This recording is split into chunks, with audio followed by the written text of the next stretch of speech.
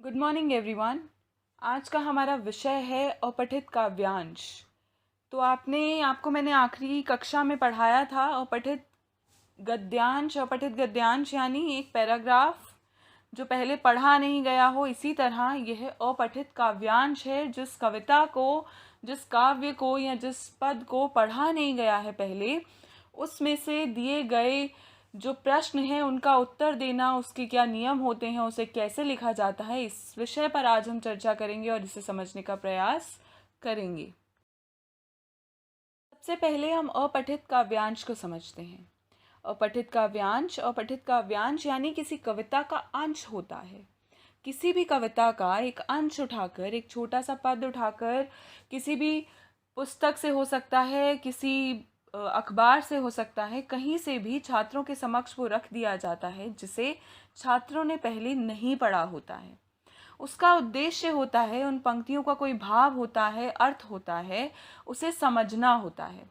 कठिन शब्दों के अर्थ समझना, प्रतीकार्थ को समझना, काव्य सौंदर्य को समझना व उसकी भाषा शैली को समझना, उसमें ये सारे संदेश जो हैं वो निहित होते हैं।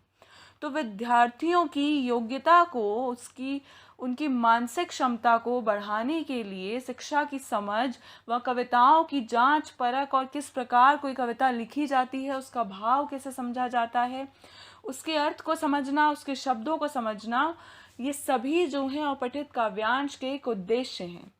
अपठित जो काव्यांश है उस पर आधारित कुछ प्रश्न होते हैं जिन्हें आपको हल करना होगा। 2 या 3 बार पढ़ना ज़रूरी है। सबसे पहले कि अगर आपके सामने अपठित काव्यांश से जुड़े हुए कुछ प्रश्न हैं तो आपको उन्हें पढ़ना होगा। न केवल एक बार, 2-3 बार उन पंक्तियों को पढ़ेंगे तो अपने आप उसमें जो निहित अर्थ है या उत्तर है वो आपके समक्ष प्रस्तुत हो जाएगा।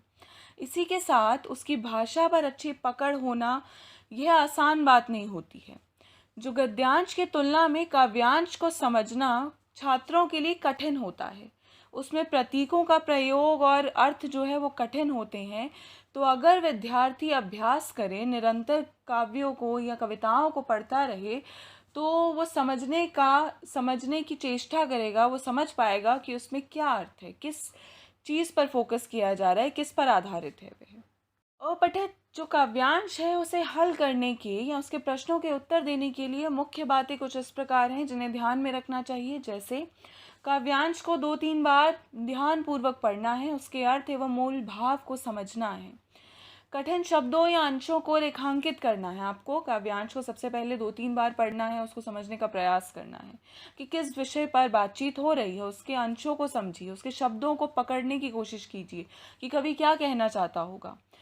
प्रश्न पढ़ना और संभवित उत्तर पर चिन्ह लगाना। तो आप प्रश्न पढ़ेंगे और साथ साथ आपको जो लग रहा है कि ये उत्तर हो सकता है या इन पंक्तियों में उसका उत्तर दिया गया है तो उसे खोजेंगे। प्रश्नों के उत्तर देते समय प्रतीकार्थों पर विशेष ध्यान देना। प्रश्नों के उत्तर काव्यांश से ही देना और काव्यांश से बाहर होकर उसके उत्तर नहीं देने चाहिए। जिस बारे में जो भी उत्तर है वो काव्यांश में निहित होता है, उस प्रश्न का उत्तर उसे ही खोजने का प्रयास करें। अपने आप से उसके उत्तर को गढ़ने का प्रयास नहीं करना चाहिए और उत्तर अपनी भाषा में लिखना चाहिए, काव्यांश की पंक्तियों को ही नहीं लिखना चाहिए। जब भी आप काव्यांश का उत्तर दें तो काव्यांश की हूबहू पंक्तियों को नीचे ना लिखें, उसका उत्तर जो भी कुछ आपने समझा है उसे अपनी भाषा में नीचे उत्तर में उत्तर संख्या या उत्तर की जो जगह दी गई है वहाँ आप लिखिए। यदि प्रश्न में या किसी भाव विशेष का उल्लेख करने वाली पंक्तियां पूछी गई हैं कि इन पंक्तियों का भाव क्या है, तो उस भाव को व्यक्त करिए, उसे समझिए कि आपके अनुसार वो क्या हो सकता है। शीर्षक, काव्यांश को पढ़कर उसका शीर्षक यानी उसका क्या टाइटल होना चाहिए, वो किस पर आधारित है, तो एक आकर्षक शीर्षक उसका रखें, एक अच्छा टाइटल उसका अर्थवान रखें ताकि वो लगे कि वो उस कविता से जुड़ा हुआ है। अति लघु लघु जो प्रश्न है इसके साथ ही और लघु उत्तरीय प्रश्न, तो 2 तरह के प्रश्न होते हैं, जो वेरी शॉर्ट और शॉर्ट आंसर्स। तो इस आधार पर आपको जो शब्द सीमा है उसका ध्यान रखना होता है कि उसे कैसे लिखेंगे, किस आधार पर लिखेंगे। बहुत अधिक बड़े बड़े विस्तारित उत्तर नहीं देने होते हैं, तो इन सभी बातों का ध्यान रखेंगे आप। अपने समक्ष एक उदाहरण देख रहे हैं, ये कुछ कविता की पंक्तियां हैं। जैसे ओ नए साल कर कुछ कमाल, जाने वाले को जाने दे, दिल से अभिनंदन करते हैं, कुछ नई उमंगे आने दे। आने जाने से क्या डरना, ये मौसम आते जाते हैं। तन सुलझे शिखर दोपहरी में, कभी बादल भी छा जाते हैं। एक वह मौसम भी आता है जब पत्ते भी गिर जाते हैं। हर मौसम को मनमीत बना, नवगीत खुशी के गाने दे। जो भूल हुई जा भूल उसे, अब आगे भूल सुधार तो कर। बदले में प्यार मिलेगा अभी, पहले औरों से प्यार तो कर।